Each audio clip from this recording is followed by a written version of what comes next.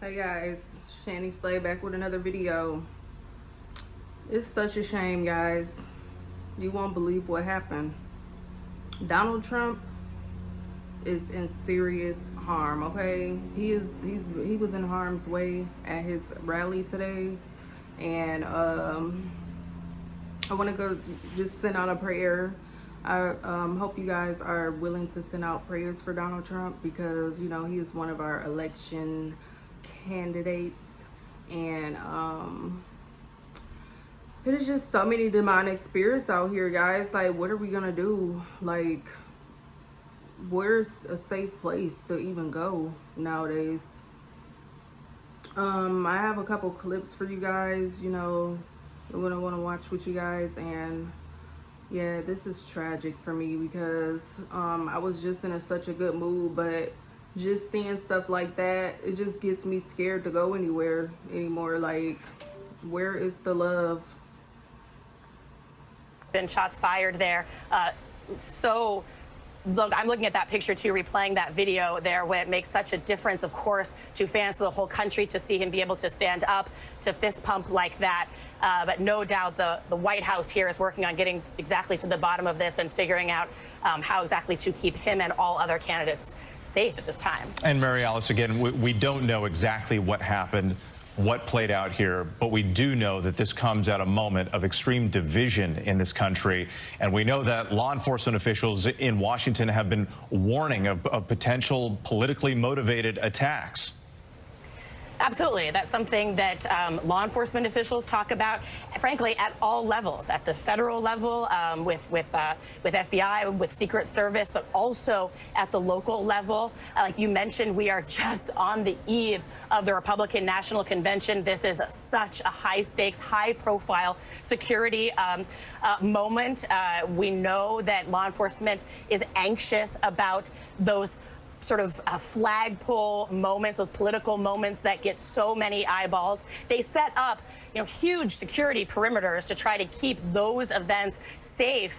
This was a high-profile political rally, but you're right, it comes at a time when law enforcement is so worried that the division in our politics has led to the possibility of violence, as scary as that is, Whit. All right, Mary Alice, stand by. Thank you very much. I want to go to John Karl, our chief Washington correspondent.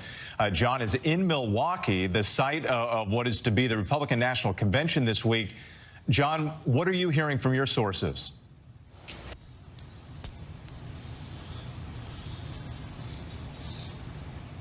John Karl, are you able to hear me? All right, we've lost John for a moment. We're going to try to get him back. In the meantime, let's go back to Rachel Scott, who's still there on the scene. And Rachel, one thing that surprises me to... Yeah, so it is such a surprise to see how many people are actually still there at that rally. Like, I don't know what this world is coming to. It's like, do these people have the same spirit or what? Because if it was me, I would have left. Like, I probably would have skint my knee running out of there. Like, it's unbelievable. Like, these people are just standing there still rallying like Donald Trump is still there. Like, he's gone. He went to the hospital. Guys, get out of there. Leave. Better yet, leave and don't come back, okay? And yes, I guess someone lost their life, and another woman was wounded. It was a male who lost his life. Send prayers up to his family, and I will be doing that as well. But let's get back to the rest. Surprises me to some degree about looking at your live shot location. There still seem to be people gathering in that area. Did they not evacuate the venue right after the president or former president was escorted away? Yeah, this is certainly clearing out now, and I'm just going to step aside to give you sort of a lay of the land of what we're seeing here. So if we could just push in on the podium right there, you can see that the sign has actually fallen. I guess they did leave, or that was like a few minutes after, you know, they started reporting. I'm not sure, but yeah, I would have did the exact same thing. Like, I probably would have been the first person out of there. off of the podium. This is where the former president was surrounded by Secret Service agents as he was then rushed off of this stage after we heard these popping sounds. And I want our camera to just veer here to the left. You can already see here, you see law enforcement officials right now. They're putting up this caution tape around this area. This is very much an active scene at this moment. You see law enforcement officials, they are taking notes. We're starting to see the presence of law enforcement officials increase as this area has now started to be cleared. Of course, you can see the amount of chairs that have been tossed and turned over. It just shows you how chaotic these moments were. I cannot stress this enough.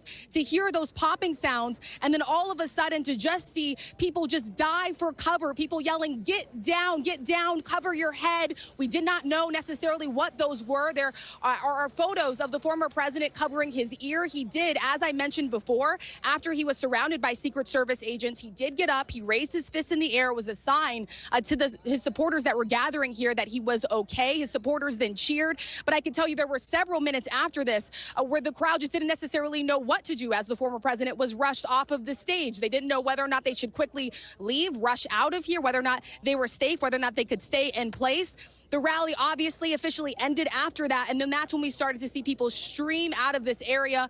Many members gathering here today, visibly shaken by what occurred. We are now seeing a helicopter that appears to be landing closer to where we are here at this rally. Just tense and chaotic moments that played out here in a situation that is still developing and unfolding, as we still await details more what happened. Rachel Scott Forrest, thank you so much. I do want to ask you quickly before I let you go here. You've been to so many of these different Trump rallies over the years. Security is obviously incredibly tight. Tens of thousands of people go to these things. Can you just...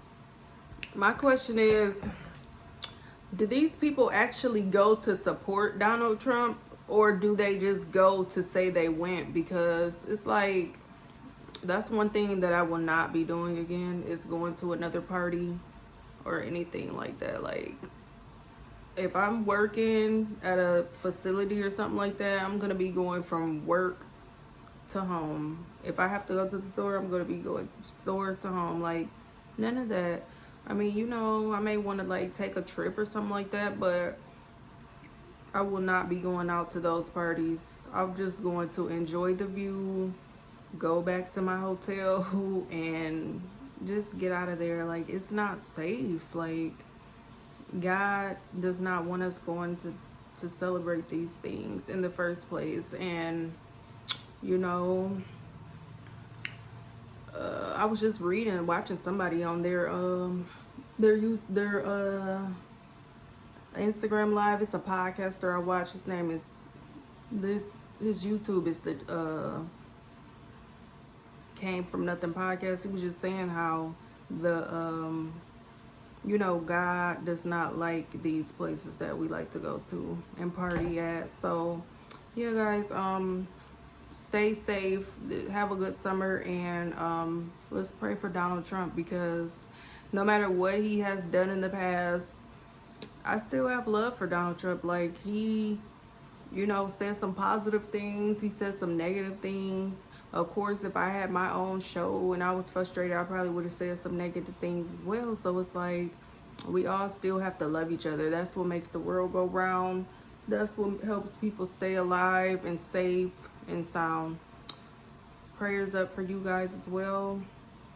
Please like and subscribe if you like content like this. Thank you guys for your love and support. See you soon.